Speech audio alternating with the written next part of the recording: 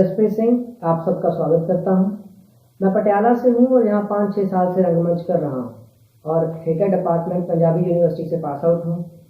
और आज आपके सामने मशहूर अफसाना निगार सादत हसन मंटो जी की एक कहानी टेढ़ी लकीर पढ़ने जा रहा हूं। शुरू करता हूं। उससे पहले नॉर्थ ईस्टर्न कल्चर का धन्यवाद करता हूं। तो शुरू करते हैं कहानी और उम्मीद करता हूं आपको पसंद आएगी। अगर सड़क सीधी होती, बिल्कुल सीधी, तो उसके कदम मनोभारी हो जाते थे। वो कहा करता था, सीधापन जिंदगी के खिलाफ है। जिंदगी जो पेच दर पेच रास्तों से भरी हुई है। जब हम दोनों बाहर सैर को निकलते तो इस दौरान वो कभी सीधे रास्ते पे न चलता। उसे बाग का वो हिस्सा बहुत पसंद था जहां बल खाती हुई रविशें बनी हुई थी। एक बार उसने अपनी टांगों को सीने के साथ जोड़कर बड़े दिलकश अंदाज में मुझसे कहा था, अब्बास, अगर मुझे और कोई काम न हो तो बाखुदा मैं अपनी सारी जिंदगी कश्मीर की पहाड़ी सड़कों पर चढ़ने उतरने में गुजार दूं। क्या पेच है, एक पल तुम मुझे नजर आते हो और दूसरे पल मेरी नजरों से ओझल हो जाते हो। कितना इसरार है वहां। सीधे रास्ते पर तुम हर सामने आने वाली चीज देख सकते हो, मगर वहां हर सामने आने वाली चीज तुम्हारी आंखों के सामने बिल्कुल अचानक आ जाएगी, मौत की तरह अचानक। इस अचानक में कितना मजा है। वो एक दुबला पतला नौजवान था, बेहद दुबला। उसको एक नजर देखने से अक्सर औकात मालूम होता कि अस्पताल के किसी बिस्तर से कोई जर्जरू बीमार उठकर चला आया। उसकी उम्र बामुश्किल 22 बरस के करीब होगी, मगर बाज औकात वो इससे बहुत ज्यादा उम्र का मालूम होता था। और अजीब बात है कि कभी कभी उसको देख के मैं ये ख्याल करने लगता कि वो बच्चा बन गया है। उसमें एकाकी इस कदर तब्दीली हो जाया करती कि मुझे अपनी निगाहों की सेहत पर शुबह होने लग जाता। एक मुलाकात की तफसील यूं है, वो मुझे बाजार में मिला तो मैं उसे देखकर हैरान रह गया। वो हाथ में एक बड़ा सा सेब थामे उसे दांतों से काट काट कर खा रहा था। उसका चेहरा बच्चों के मानंद एक नाकाबिले बयां खुशी के बायस तमतमाया हुआ था। उसका चेहरा गवाही दे रहा था कि सेब बहुत लजीज है। सेब के रस से भरे हाथों को बच्चों के मानंद अपनी पतलून से साफ करके उसने मेरा हाथ बड़े जोश से दबाया और सेब की रेडी की तरफ इशारा करके कहा, अब्बास। वो 2 आने मांगता था, मगर मैंने उसे एक ही आने में राजी कर लिया। उसका चेहरा विजयी हंसी के बायस थरथराने लगा। फिर उसने जेब से एक लट्टू निकाला और मेरे हाथ में थमाकर कहा, तुमने लट्टू तो बहुत देखे होंगे, पर ऐसा लट्टू तुमने कभी ना देखा होगा। ऊपर का बटन दबाओ। अरे यार, ऊपर का बटन दबाओ। मैं सख्त आश्चर्यचकित हो रहा था। उसने मेरी तरफ देखा और लट्टू का बटन दबा दिया। लट्टू मेरी हथेली पर से उछला और सड़क पर गिरकर घूमने लगा। उसने खुशी के मारे उछलना शुरू कर दिया। देखो अब्बास, देखो इसका नाच, देखो। मैंने लट्टू की तरफ देखा जो मेरे सर के मानंद घूम रहा था। हमारे इर्द गिर्द बहुत से आदमी जमा हो गए। शायद वो समझ रहे थे हम दवाइयां बेचेंगे। लट्टू उठाओ और चलो, लोग हमारा तमाशा देखने के लिए जमा हो रहे हैं। मेरे लहजे में शायद थोड़ी सी तेजी थी, क्योंकि उसकी सारी खुशी मांग पड़ गई। उसके चेहरे की तमतमाहट गायब हो गई और उसने मेरी तरफ कुछ इस अंदाज से देखा जैसे एक नन्हा सा बच्चा रोनी सूरत बनाकर कह रहा हो, मैंने तो कोई बुरी बात नहीं की, फिर मुझे तो झिड़का गया है। उसने लट्टू वहीं सड़क पर छोड़ दिया और मेरे साथ चल पड़ा। घर तक मैंने और उसने कोई बात ना की। गली की नुक्कड़ पर पहुंचकर मैंने उसकी तरफ देखा। इस कलील अरसे में उसके चेहरे पर एक इनकलाब पैदा हो गया था। वो मुझे एक चिंतित बूढ़ा नजर आया। मैंने पूछा, क्या सोच रहे हो? उसने जवाब दिया, मैं सोच रहा हूं, अगर खुदा को इंसान की जिंदगी बसर करनी पड़ जाए تو کیا ہو؟ وہ اسی قسم کی بے ڈھنگی باتیں سوچا کرتا تھا۔ بعض لوگ سمجھتے تھے کہ وہ جان بوجھ کر اپنے آپ کو نرالا ظاہر کرنے کے لیے ایسے خیالات کا اظہار کرتا ہے، مگر یہ بات غلط تھی۔ فطری طور پر اس کی طبیعت کا رجحان ایسی باتوں کی طرف رہتا تھا جو کسی اور کے دماغ میں نہیں آتی تھی۔ آپ یقین نہیں کریں گے مگر یہ سچ ہے کہ اس کو جب کبھی کوئی زخم لگا اس نے مزہ لیا۔ وہ کہا کرتا تھا، مجھے درد میں بڑا مزہ آتا ہے، میں تو چاہتا ہوں کہ میرے جسم پر کوئی زخم ہمیشہ کے لیے بنا رہے۔ مجھے اچھی طرح یاد ہے اسکول میں ایک روز اس نے میرے سامنے اپنے بازو کو تیز بلیڈ سے زخمی کر لیا کہ کچھ روز اس کے بازو میں درد رہے۔ ایک طرف تو وہ بہت سی بیماریوں سے بچاؤ کے ٹیکے نہیں لگواتا تھا کہ ان بیماریوں کا خوف نہ ختم ہو جائے، تو دوسری طرف وہ اوٹ پٹانگ پتہ نہیں کس کس قسم کے ٹیکے لگواتا رہتا تھا کہ اسے بخار چڑھ جائے۔ اس کی ہمیشہ یہ خواہش ہوتی تھی کہ 10-15 دن اس کا بدن بخار کے باعث تپتا رہے۔ جب کبھی وہ بخار کو دعوت دیا کرتا تو مجھ سے کہتا، میرے گھر ایک مہمان آنے والا ہے، اس لیے 10 دن مجھے فرصت نہیں ملے گی۔ ایک روز میں نے اس سے پوچھا، بھائی تم آئے دن یہ ٹیکے کیوں لگواتے ہو؟ اس نے جواب دیا، عباس میں تمہیں بتا نہیں سکتا کہ ٹیکا لگوانے سے جو بخار چڑھتا ہے اس میں کتنی شاعری ہوتی ہے۔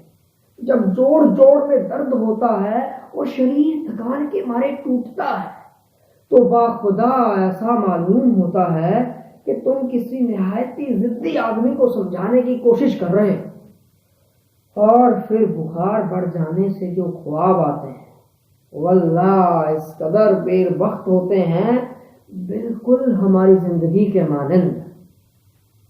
ابھی تم دیکھتے ہو کہ تمہاری شادی کسی نہایتی خوبصورت عورت سے ہو رہی ہے اور دوسرے لمحے وہ عورت تمہیں ایک پہلوان نظر آتی ہے۔ میں اس کی عجیب غریب عادتوں اور باتوں کا عادی ہو چکا تھا، لیکن اس کے باوجود ایک روز مجھے اس کے دماغی توازن پر شبہ ہوا۔ میں نے اس سے اپنے ایک استاد کا تعارف کرایا جس کی میں بے حد عزت کرتا تھا۔ ڈاکٹر شاکر نے بڑی گرمجوشی سے اس کا ہاتھ دبایا اور کہا، میں آپ سے مل کر بہت خوش ہوا ہوں۔ لیکن مجھے آپ سے مل کر کوئی خوشی نہیں ہوئی، اس کا جواب تھا۔ میں بے حد شرمندہ ہوا۔ آپ قیاس فرمائیے اس وقت میری حالت کیا ہوئی ہوگی۔ میں شرم کے مارے اپنے استاد کے سامنے گڑا جا رہا تھا اور وہ بڑے اطمینان سے سگریٹ کے کش لگاتا ہوا ہال سے باہر جا رہا تھا۔ ڈاکٹر شاکر نے اس کی حرکت کو برا سمجھا اور مجھ سے بڑے تیز لہجے میں کہا، معلوم ہوتا ہے تمہارے دوست کا دماغ ٹھکانے نہیں۔ میں نے اس کی طرف سے معافی طلب کی اور معاملہ رفع دفع کیا۔ میں واقعی بے حد شرمندہ تھا کہ ڈاکٹر شاکر کو میری وجہ سے ایسا سخت فکرہ سننا پڑا۔ شام کو میں اس کی طرف گیا اس ارادے کے ساتھ کہ اس سے اچھی طرح پوچھ تاچھ کروں گا اور اپنے دل کی بھڑاس نکالوں گا۔ وہ مجھے لائبریری کے باہر مل گیا۔ میں نے چھوٹتے ہی کہا، تم نے آج ڈاکٹر شاکر کی بہت بے عزتی کی ہے، معلوم ہوتا ہے تم نے مجلسی آداب کو خیر بات کہہ دیا ہے۔ وہ مسکرایا، ارے چھوڑو یار اس قصے کو، آؤ کوئی اور کام کی بات کریں۔ میں اس پر برس پڑا۔ وہ خاموشی سے میری تمام سخت باتیں سنتا رہا۔ پھر اس نے کہا، اگر مجھ سے مل کر کسی آدمی کو خوشی ہوتی ہے تو ضروری نہیں کہ مجھے بھی اس سے مل کر خوشی حاصل ہو، اور پھر پہلی ملاقات میں صرف ہاتھ ملانے میں نے ان کے دل میں خوشی حاصل کر دی ہو، یہ میری سمجھ میں تو آتا نہیں۔ تمہارے ڈاکٹر صاحب اس دن 20-25 آدمیوں سے ملے ہوں گے اور سب سے انہوں نے یہی کہا، میں آپ سے مل کر بہت خوش ہوا ہوں۔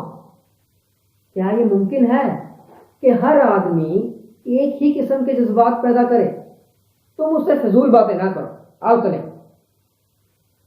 میں ایک وشیبھوت آدمی کی طرح اس کے ساتھ ہو لیا اور لائبریری کے اندر جا کر اپنا غصہ بھول گیا۔ میں سوچنے لگا کہ اس نے جو کچھ کہا تھا صحیح ہے۔ فوراً ہی میرے دل میں ایک حسد سا پیدا ہوا کہ اس آدمی میں اتنی قوت کیوں ہے کہ وہ اپنے خیالات کا اظہار بے دھڑک کر دیتا ہے۔ پچھلے دنوں میرے ایک افسر کی دادی مر گئی تھی۔ مجھے اس کے سامنے مجبوراً غم کی کیفیت طاری کرنی پڑی تھی اور اپنی مرضی کے خلاف 10-15 منٹ تک افسوس ظاہر کرنا پڑا تھا۔ اس کی دادی سے مجھے کوئی دلچسپی نہ تھی اور نہ ہی اس کی موت نے میرے دل پر کوئی اثر کیا تھا، لیکن اس کے باوجود مجھے نقلی جذبات تیار کرنے پڑے تھے۔ اس کا صاف مطلب تھا کہ میرا کریکٹر بہت کمزور ہے۔ اسی خیال نے میرے دل میں جلن کی ایک چنگاری پیدا کر دی اور میں اپنے حلق میں ناقابل برداشت تلخی محسوس کرنے لگا۔ یہ کیفیت ایک وقتی اور ہنگامی جذبہ تھا جو ہوا کے تیز جھونکے کے مانند آیا اور گزر گیا۔ میں بعد میں خود سے شرمندہ بھی ہوا۔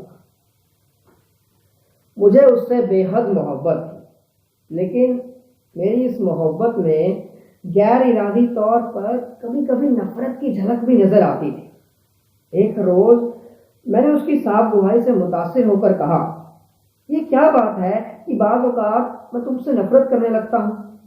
اس نے جواب دیا، تمہارا دل جو میری محبت سے بھرا ہوا ہے ایک ہی چیز کو بار بار دیکھ کر کبھی کبھی تنگ آ جاتا ہے اور کسی دوسری شے کی خواہش کرنے لگتا ہے، اور پھر اگر تم مجھ سے کبھی کبھی نفرت نہیں کرو گے تو ہمیشہ محبت کیسے کرو گے؟ انسان عجیب قسم کی الجھنوں کا مجموعہ ہے۔ میں اور وہ اپنے وطن سے بہت دور تھے، ایک ایسے بڑے شہر میں جہاں زندگی تاریخ قبر سی معلوم ہوتی ہے، مگر اسے کبھی ان گلیوں کی یاد نہ ستاتی تھی جہاں اس نے اپنا بچپن اور اپنا شروع کا زمانہ گزارا تھا۔ ایسا معلوم ہوتا تھا کہ اسی بڑے شہر میں وہ پیدا ہوا ہے۔ میرے چہرے سے ہر آدمی یہ معلوم کر لیتا کہ میں غریب الوطن ہوں، مگر وہ ان جذباتوں سے اکثر عاری تھا۔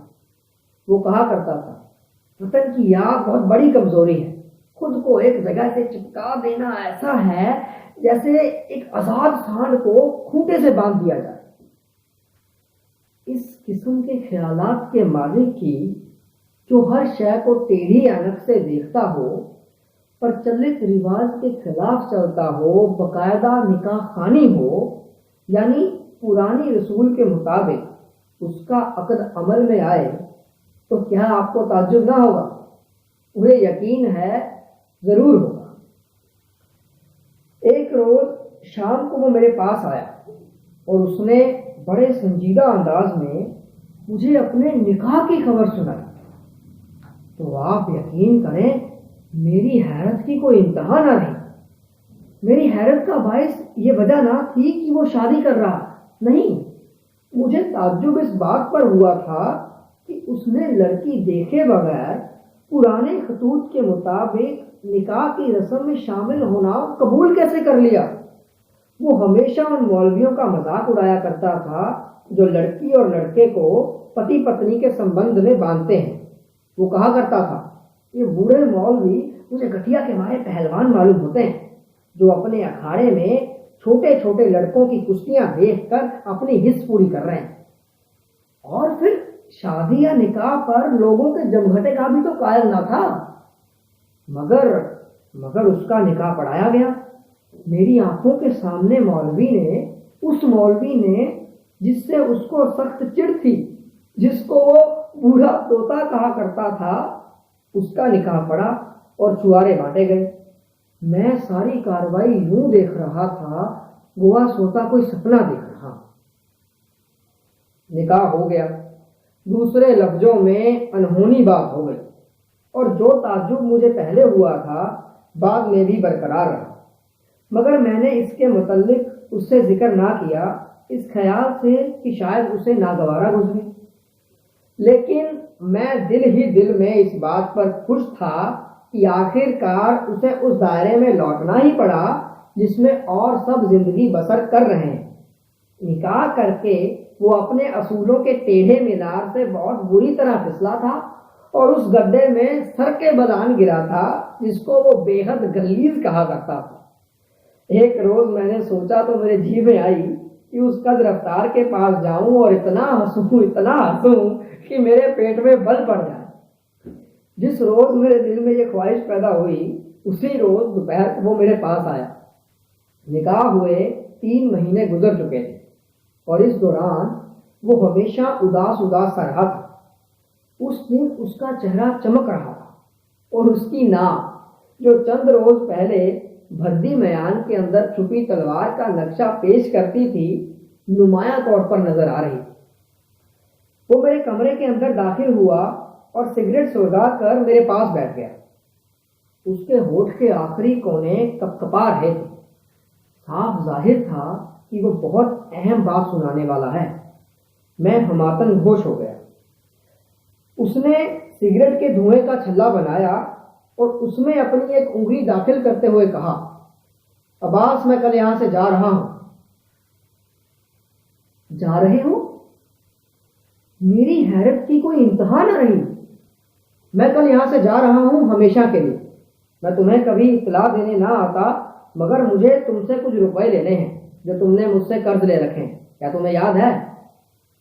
میں نے جواب دیا، ہاں مجھے یاد ہے، مگر تم جا کہاں رہے ہو اور پھر ہمیشہ کے لیے؟ دراصل بات یہ ہے کہ مجھے اپنی بیوی سے عشق ہو گیا ہے اور کل رات میں اسے بھگا کر لے جا رہا ہوں۔ وہ تیار ہو گئی ہے۔ اس کی بات سن کر مجھے اس قدر حیرت ہوئی کہ میں بیوقوفوں کے مانند ہنسنے لگا اور دیر تک ہنستا رہا۔ وہ اپنی منکوحہ بیوی کو جسے وہ جب چاہتا انگلی پکڑ کر اپنے ساتھ کہیں بھی لے جا سکتا تھا اغوا کر کے لے جا رہا تھا، بھگا کر لے جا رہا تھا۔ جیسے میں کیا کہوں کہ اس وقت میں نے کیا سوچا۔ میں کچھ سوچنے کے قابل ہی نہ تھا اور بس ہنس رہا تھا۔ مجھے ہنستا دیکھ کر اس نے ملامت بھری نظروں سے میری طرف دیکھا۔ میں نے جو کہا ہے سچ ہے۔ کل رات وہ اپنے مکان کے ساتھ والے باغ میں میرا انتظار کرے گی۔ مجھے سفر کے لیے کچھ روپے فراہم کرنا ہے۔ تمہیں کیا معلوم میں نے کن کن مشکلوں کے بعد رسائی حاصل کر کے اس کو اس بات پر آمادہ کیا ہے۔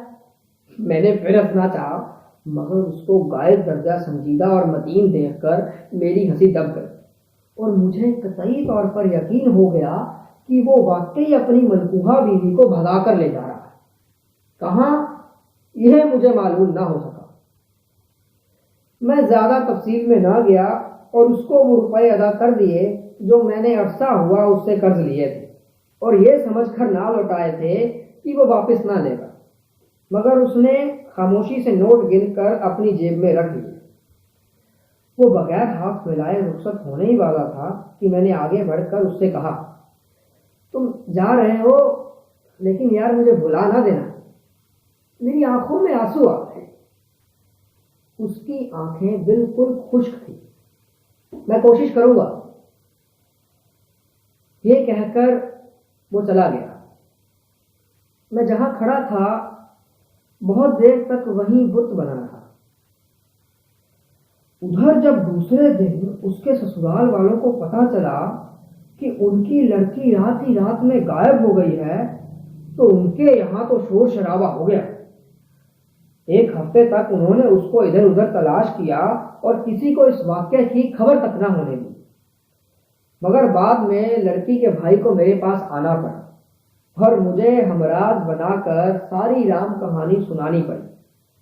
وہ بیچارے خیال کر رہے تھے کہ ان کی لڑکی کسی کے ساتھ بھاگ گئی اور لڑکی کا بھائی میرے پاس اسی غرض میں آیا تھا کہ میں ان کی طرف سے اس کو اس تلخ واقعے سے آگاہ کر دوں۔